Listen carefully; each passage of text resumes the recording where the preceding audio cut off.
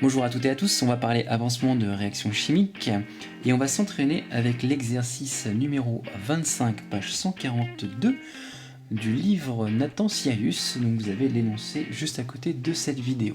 Vous aurez besoin pour suivre correctement cette vidéo d'une feuille blanche, de quoi écrire une calculatrice, une pièce calme et évidemment votre cerveau. Donc je vous laisse une bonne dizaine de minutes pour réaliser l'exercice. Vous pouvez mettre la vidéo en pause. La correction vient juste à la suite. Allez, bon courage. Donc, pour la correction de la première question, j'ai placé les réactifs et les produits. Il se trouve que naturellement, l'équation s'équilibre d'elle-même. Donc ça c'est assez facile.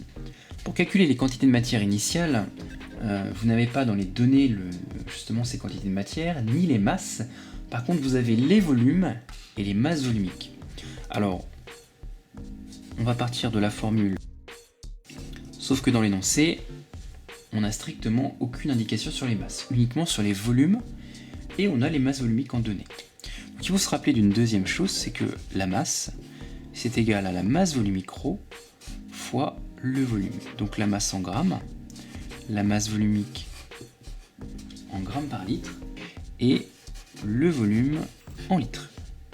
Donc si on veut faire simple au niveau de l'exercice, vu qu'on nous donne les volumes également en millilitres, la masse volumique en grammes par millilitre, on peut rester sur les unités proposées par l'exercice, c'est-à-dire des grammes par millilitre et les volumes en millilitres. Ça permettra de simplifier un peu les choses et éviter de faire des conversions inutiles. À partir de là, je peux utiliser la formule de la masse ici, dans cette formule.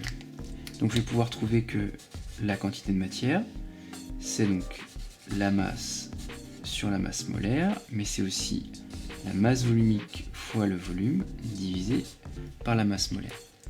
Et c'est cette formule que nous allons utiliser.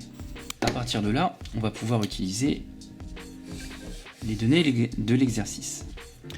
Si je veux par exemple calculer la quantité de matière initiale d'anhydride acétique, donc C4H6O3, je regarde dans l'énoncé pour avoir les différentes données.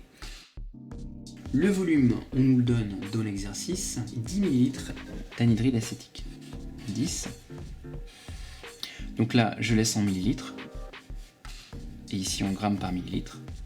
Et la masse molaire, donc là, il va falloir toujours utiliser le fait que, à partir de là, on va pouvoir trouver donc la masse molaire atomique de ceci, de l'anhydride acétique. Donc pour ça, on doit additionner les masses molaires. Donc ça va vous donner 4 fois 12. Et on passe à la calculatrice. On fait la même chose pour l'autre.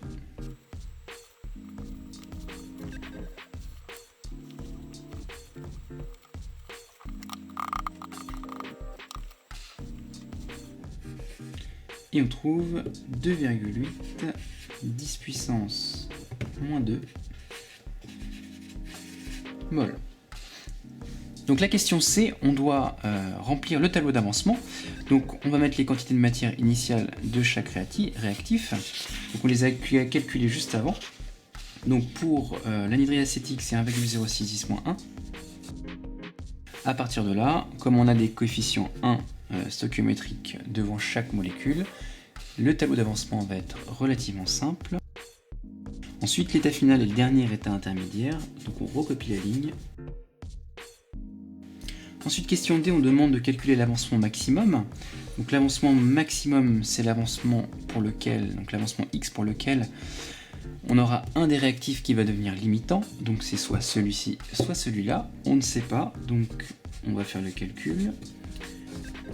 On va considérer que le premier réactif est limitant, que sa quantité tend vers 0, ou alors que le deuxième réactif est limitant. On résout les équations. On choisit l'avancement le plus petit, c'est-à-dire celui-ci. Donc voici l'avancement maximum. Ceci, donc, le deuxième réactif est limitant. et celui-ci est en excès. Question E, on vous demande de déterminer la quantité de matière d'éthanoate de linalyle à l'état final. Donc l'éthanoate de linalyle, c'est cette espèce chimique. À l'état final, la quantité de matière, c'est X max. Donc ce qu'on peut écrire, c'est la quantité de matière d'acétate de linalyle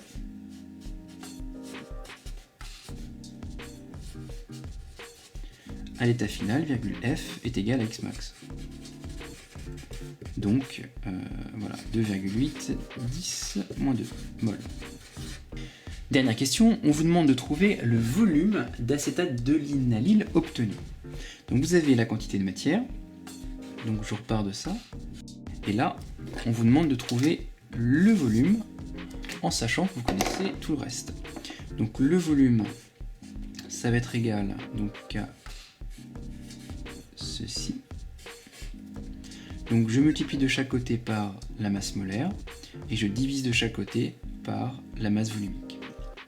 Et ensuite, application numérique, la quantité de matière, donc c'est X max, comme on vient de le dire. La masse molaire, donc il va falloir faire la masse molaire de l'acétate de linalyle. Donc ça va être 12, parce que j'ai 12 carbone, fois 12,0, qui correspond à la masse molaire atomique du carbone, plus donc des hydrogènes, il y en a 20, donc ça fait plus 20, plus 32, parce qu'il y a 2 oxygènes. Le tout divisé par la masse volumique de l'acétate de linalyle, de l'éthanoate de linalyle, qui est donné dans l'énoncé, c'est 0,89. Et là, calculatrice.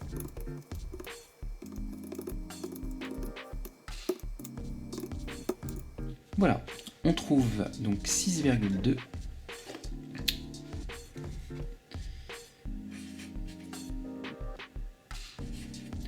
millilitres. Cet exercice est un peu plus difficile que les autres puisque on vous demande de faire des conversions de quantité de matière avec les masses volumiques et les volumes, ce qui vous pose problème en règle générale. Voilà, n'hésitez pas à partager cette vidéo sur votre réseau social préféré. Allez, à bientôt.